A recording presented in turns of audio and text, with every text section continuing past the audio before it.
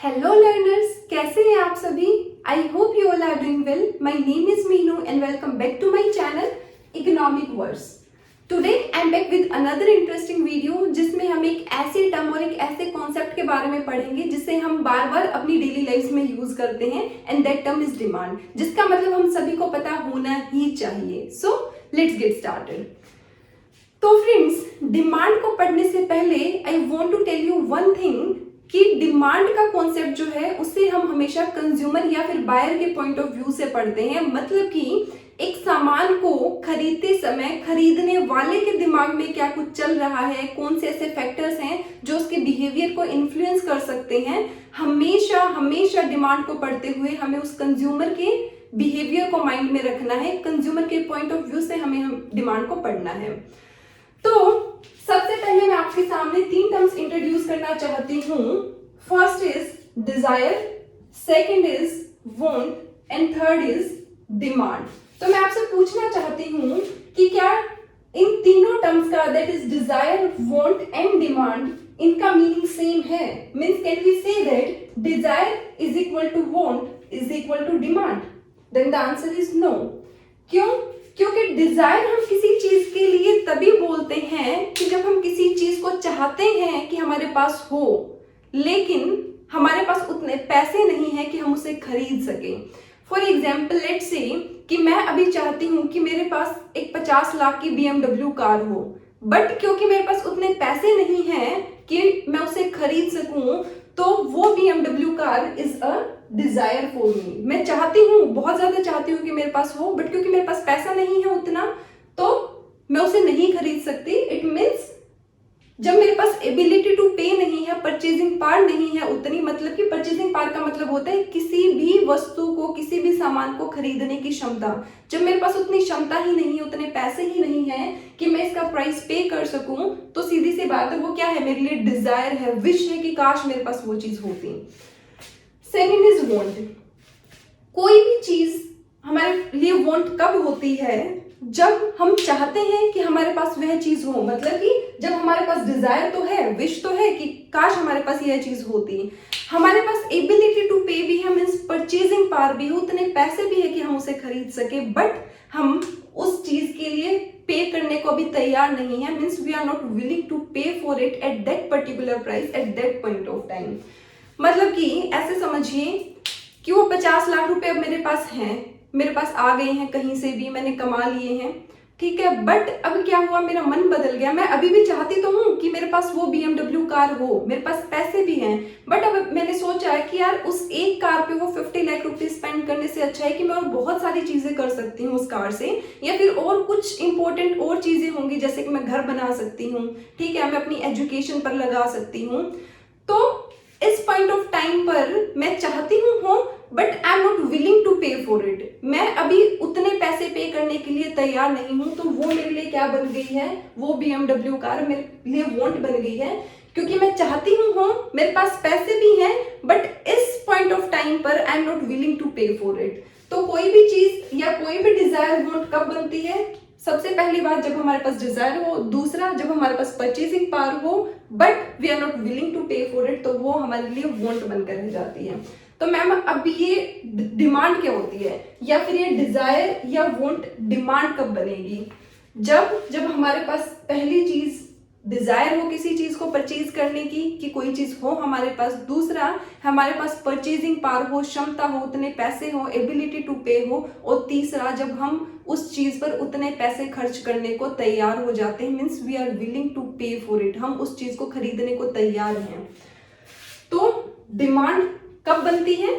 जब डिजायर भी हो, एबिलिटी टू पे भी हो, और विलिंगनेस भी हो। मतलब कि मेरे पास वो 50 लाख रुपए हैं और अब मैं उस गाड़ी को खरीदने के लिए तैयार हूं, उसके लिए पे करने को तैयार हूं, तो वो BMW कार अब क्या हो जाएगी, मेरे लिए डिमांड हो जाएगी, क्योंकि मैं उसे खरीद कर अपने घर ले आई हूँ।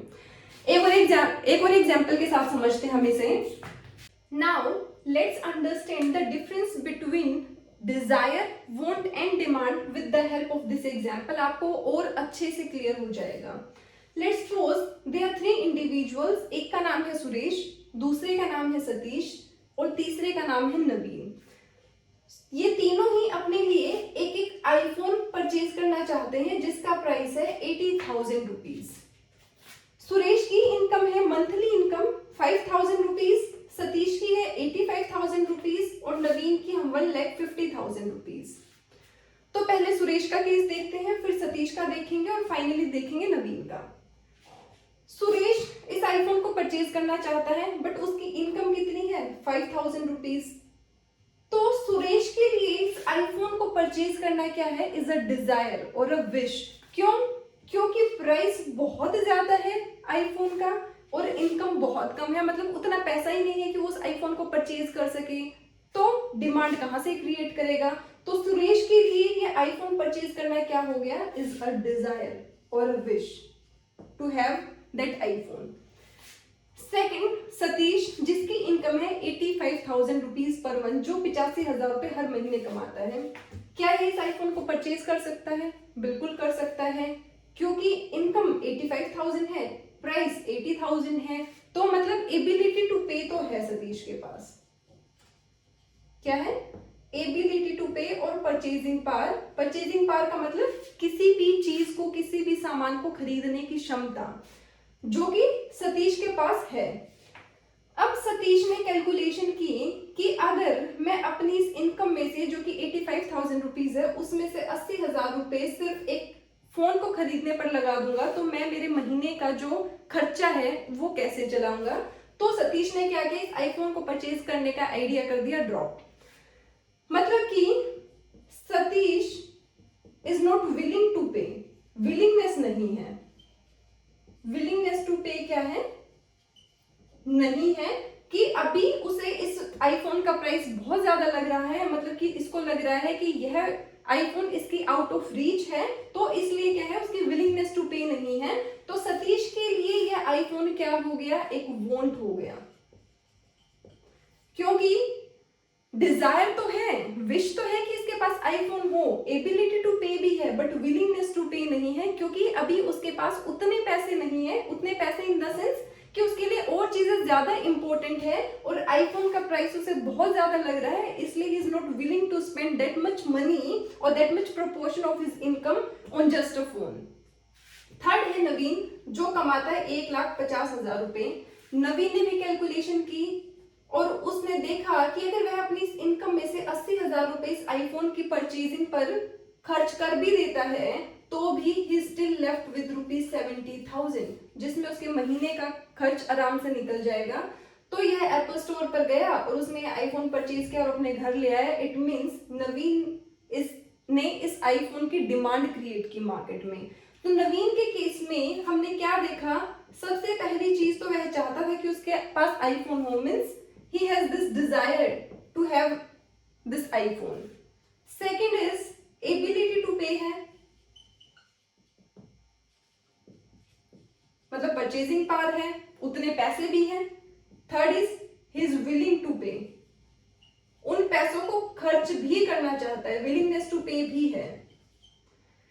एंड फोर्थ, जो इन तीनों ही केस में हमने देखा क्या है, प्राइस ऑफ द प्रोडक्ट एक बहुत ही इंपॉर्टेंट एलिमेंट है।